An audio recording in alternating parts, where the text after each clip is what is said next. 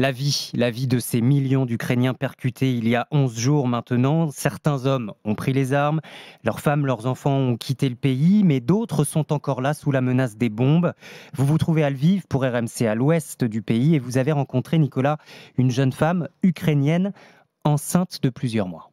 Oui, elle s'appelle Olia. C'est une jeune femme de 22 ans. Nous l'avons rencontrée en fait à notre hôtel où elle a trouvé refuge. Enceinte de jumeaux, cette Ukrainienne a donc quitté la ville de Zaporizhzhia dans le sud-est du pays. Vous savez, c'est la localité où se trouve la plus grande centrale nucléaire du pays dont on a beaucoup parlé parce qu'elle a été prise vendredi matin par les forces russes. Cette future maman, elle a fui les combats qui se rapprochaient dangereusement de sa maison. Elle est venue à contre-cœur se mettre à l'abri avec sa mère et son petit frère à Lviv, laissant derrière elle son père et son mari.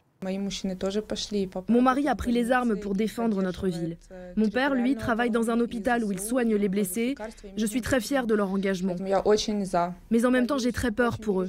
La seule raison pour laquelle je suis partie, c'est que je suis enceinte.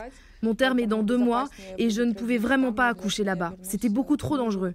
Les maternités et les hôpitaux sont visés par l'armée russe. J'espère accoucher ici et ensuite je compte bien retourner chez moi pour rejoindre mon mari et mon père. On entend l'inquiétude, Nicolas, de cette jeune femme pour ses proches. Lviv, la ville où vous vous trouvez, est devenue un véritable refuge pour beaucoup d'Ukrainiens qui fuient les régions où les combats font rage. Oui, Mathieu, hein, la ville est pour le moment toujours épargnée par les affrontements, mais elle se militarise de plus en plus. Des checkpoints ont été dressés à toutes les entrées de la ville. Des hommes armés patrouillent. Lviv se tient prête en cas d'attaque russe. Et depuis 2 jours, Mathieu, on a découvert que les autorités ici ont commencé à protéger aussi le patrimoine de la ville. Les statues ont été emballées dans des couches de plastique. On a aussi vu des ouvriers monter des palissades en bois aux fenêtres, par exemple, de la cathédrale catholique de Lviv. C'est une basilique du XIVe siècle, installée dans la vieille ville. C'est assez impressionnant et ça dit en fait beaucoup de choses sur l'état d'esprit des habitants.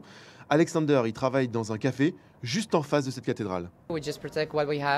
Ici, nous protégeons tout simplement ce que nous avons. Les gens, les statues, les musées, on fait notre maximum. Lviv est une ville d'histoire et d'art. Je suis vraiment très inquiet que tout ça puisse disparaître. Si la ville est bombardée, ce serait vraiment un désastre pour l'ensemble du monde culturel. Ce patrimoine, c'est notre âme, c'est notre culture. Le détruire reviendrait à effacer plusieurs milliers d'années d'histoire. Je préfère même pas y penser. Ces protections peuvent paraître symboliques, Mathieu. Personne ne sait si elles permettront de sauver le patrimoine de la ville en cas de bombardement. Mais comme le rappelle Alexander, les Ukrainiens sont témoins tous les jours de destructions immenses dans certaines de leurs villes.